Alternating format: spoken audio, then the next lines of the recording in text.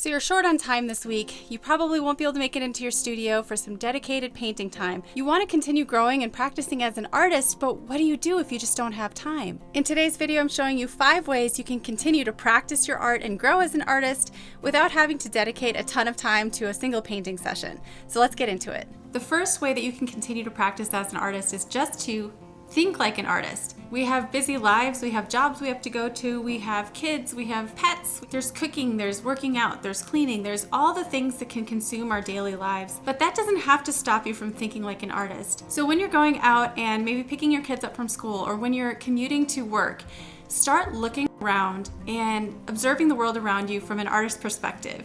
Look for compositions, look for the rule of thirds, look for light and shadow and value contrasts.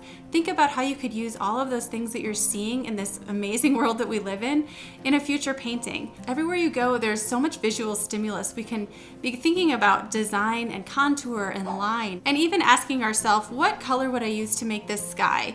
What colors would I mix to create this particular gray? So those are all different ways that you can continue to challenge yourself to grow as an artist without actually putting paint to paper. Another great way to keep growing your art is to watch videos about it.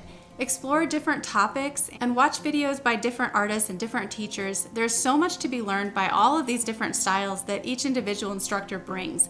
So I highly encourage just getting as much instruction from as many different instructors as you can. It will expand your mind and grow your art, and also help you develop your own unique style so that you're not just emulating maybe one person. You can also listen to audiobooks. That's a great way to kind of double up your time. If you like to listen to music while you're working out, maybe try listening to an audiobook about a famous artist. I love the book by Walter Isaacson about Leonardo da Vinci. It's a long one, but there's so much to be learned from the Renaissance man and many other artists too.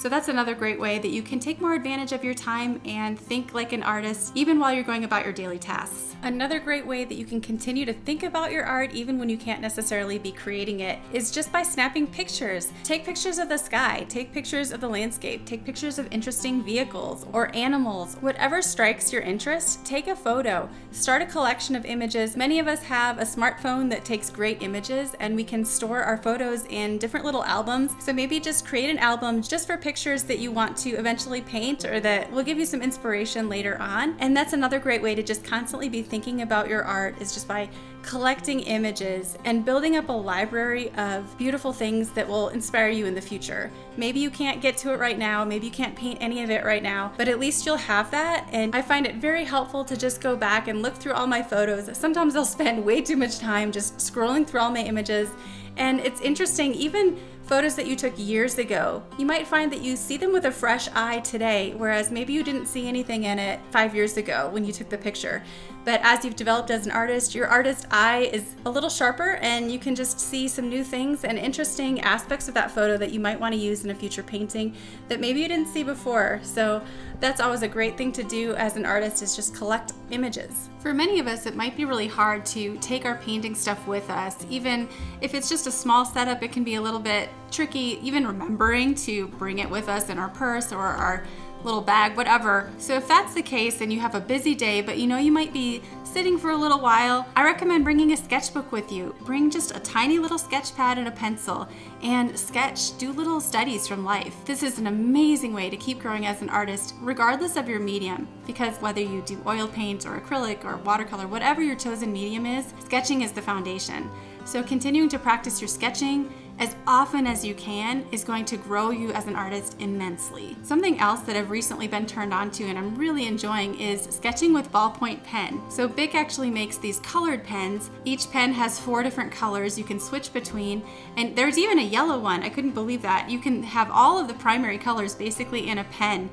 And so I've started playing around with the ballpoint pen for even sketching from life at my Wednesday figure group. I throw that in my purse along with a tiny little sketchbook. I really love this one by Paul Rubens. It's just the perfect size to throw in a purse, and it's a hot pressed watercolor paper, so you could use it for watercolor if you wanted to, but obviously pencil and pen work so great in it. And even if you don't end up sketching a masterpiece, which most likely you won't be, it's such amazing practice, and you're gonna feel so satisfied that you actually took the time to work on your art even when you didn't feel like you had time that day. If you do have the ability to take some paints with you, I definitely suggest try mini paintings. You don't have a ton of time, mini paintings are the way to go. So Legion Paper makes these teeny little hot pressed or cold pressed watercolor pads. They're about 2.5 by 3.75 inches, and these are just the perfect size for doing tiny little watercolor sketches. I also recommend the Portable Painter Micro. I take this with me on airplanes, and if I just want to have something in my purse, just in case I can sit down and paint something from life, this one is amazing. I do have a whole video about this product, and it's just the perfect size for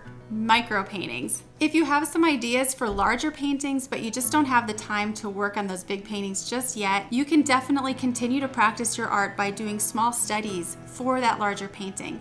So for example, you want to do maybe a big portrait that's 16 by 20 or something like that. Why not practice painting the eyes, or painting a nose or an ear, or doing some thumbnail sketches, practicing some background washes. These are some great warm-ups that you can do to ultimately better your final painting. Your final painting will thank you for all of these studies because you'll have had the opportunity to practice these little micro sections before just jumping into the big thing. So hopefully this was helpful. I wanted to keep it short because your time is valuable. We are all busy. I wish you all the best this week, and I hope you can find some time to be creative. I'll see you next time.